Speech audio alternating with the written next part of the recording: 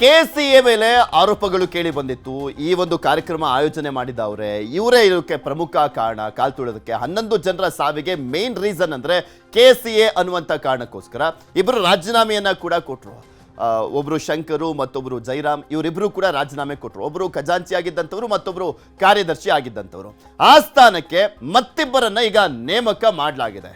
ಆ ಸ್ಥಾನ ತೆರವಾದಂತ ಒಂದು ಕಾರಣಕ್ಕೋಸ್ಕರ ಕೆಸಿಎ ನೂತನ ಕಾರ್ಯದರ್ಶಿ ಹಾಗೂ ಖಜಾಂಚಿಯನ್ನ ನೇಮಕ ಮಾಡಲಾಗಿದೆ. ಕಾರ್ಯದರ್ಶಿಯಾಗಿ MS ವಿನಯ್ ನೇಮಕ ಮಾಡಲಾಗಿದೆ. ಖಜಾಂಚಿಯಾಗಿ KV ಮಂಜುನಾಥ್ ರಾಜು ಅವರನ್ನ ನೇಮಕ ಮಾಡಲಾಗಿದೆ. ಯಾರ ನೇಮಕ ಆದ್ರೆ ಏನಾಗಬೇಕಾಗಿದೆ? ಇದೇನು ಜನಕ್ಕಂತೂ ಯಾವುದೇ ರೀತಿಯಾದಂಥ ಸಂಬಂಧ ಇಲ್ಲ. ಇದೆಲ್ಲ ಒಂಥರ ಅವರವರು ತಮ್ಮ ಪ್ರತಿಷ್ಠೆಗೋಸ್ಕರ ಈ ಸ್ಥಾನಗಳಿಗೆ ಬರ್ತಾರೆ, ಟಿಕೆಟ್ಗಳಿಗೋಸ್ಕರ. ಇದೊಂಥರ ಪ್ರತಿಷ್ಠೆ ಅಷ್ಟೇ. ಇಲ್ಲಿಗೆಲ್ಲ ಯಾರು ನೇಮಕ ಆಗ್ತಾರೆ ಅಂದರೆ ಚೆನ್ನಾಗಿ ದುಡ್ಡಿರಬೇಕು, ಇಲ್ಲ ಚೆನ್ನಾಗಿ ಇನ್ಫ್ಲೂಯೆನ್ಸ್ ಇರಬೇಕು ಅಂಥವ್ರಷ್ಟೇ. ಇದಕ್ಕೂ ಜನರಿಗೂ ಯಾವುದೇ ಸಂಬಂಧ ಇಲ್ಲ. ಈಗ ಇಬ್ಬರು ನೇಮಕ ಮಾಡಿದಾರಂತೆ. ಇವ್ರು ನೇಮಕ ಮಾಡಿ ಏನು ಮಾಡ್ಕೊಬೇಕಾಗಿದೆ? ಶಂಕರ್ ಹಾಗೂ ಜೈರಾಮ್ ರಾಜೀನಾಮೆಯಿಂದ ತೆರವಾಗಿದ್ದಂಥ ಸ್ಥಾನ ಕೆಸಿಎ ಪದಾಧಿಕಾರಿಗಳ ಸಭೆಯಲ್ಲಿ ಆಯ್ಕೆ ಮಾಡಲಾಗಿದೆ.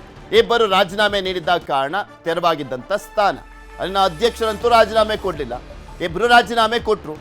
ಶಂಕರ್ ಮತ್ತು ಜೈರಾಮ್ ಅವರು ಆ ಜಾಗಕ್ಕೆ ಒಂದಿಬ್ಬರನ್ನು ತಗೊಂಬಂದ್ರಂತೆ. ಅಧ್ಯಕ್ಷರು ರಾಜೀನಾಮೆ ಕೊಟ್ಟರೆ ಇನ್ನೊಬ್ಬರನ್ನ ನೇಮಕ ಮಾಡ್ತಾರೆ ಅಷ್ಟೇ. ಏನಿದೆ ಅಂತ ದೊಡ್ಡದ್ದು ಏನೂ ಇಲ್ಲ. ಏನಾದರೂ ರಾಜೀನಾಮೆ ಮುಖ್ಯಮಂತ್ರಿಗಳು ಕೊಟ್ಟರೆ ಹೌದಪ್ಪ ಮುಖ್ಯಮಂತ್ರಿಗಳು ಬದಲಾದರು, ಹಾಗಾದರೆ ನೆಕ್ಸ್ಟ್ ಯಾರು ಮುಖ್ಯಮಂತ್ರಿಗಳು ಆಗ್ತಾರೆ ಅನ್ನುವಂಥ ಜನರಿಗೆ ಟಚ್ ಇರುವಂಥದ್ದು, ಜನರಿಗೆ ಬೇಕಾಗಿರುವಂಥ ವಿಚಾರ. ಈ ಕೆಸಿಎ ಎಲ್ಲ ಲೆಕ್ಕಕ್ಕೆ ಇಲ್ಲ. ಯಾಕೆಂದರೆ ಅದು ಜನರಿಗೆ ಯಾವುದೇ ರೀತಿಯಲ್ಲೂ ಕೂಡ ಸಂಪರ್ಕಕ್ಕೆ ಇಲ್ಲದೇ ಇರುವಂಥ ಒಂದು ಸಂಸ್ಥೆ. ಸೊ ಹೀಗಾಗಿ ಈಗ ಇಬ್ಬರು ನೇಮಕ ಮಾಡಿದಾರಂತೆ. ಏನೂ ಆಗಬೇಕಾಗಿಲ್ಲ. ಯಾರು ನೇಮಕ ಮಾಡಿದ್ರು ಅಷ್ಟೇ, ನೇಮಕ ಮಾಡದೇ ಇದ್ರು ಅಷ್ಟೇ, ಯಾರಿಗೂ ನಷ್ಟ ಇಲ್ಲ. ಅಲ್ಲಿ Karnataka state cricket association actually ಕಾರ್ಯದರ್ಶಿ ಮತ್ತೆ ಖಜಾಂಚಿನೂ ಕೂಡ ಬಂಧನ ಆಗಬೇಕಾಗಿತ್ತು.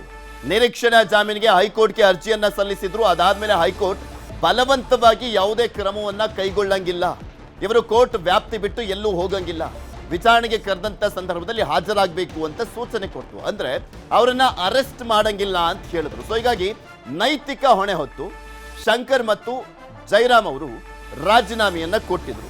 ಅವ್ರ ಜಾಗಕ್ಕೆ ಈಗ ಇನ್ನಿಬ್ಬರು ಬಂದಿದ್ದಾರೆ.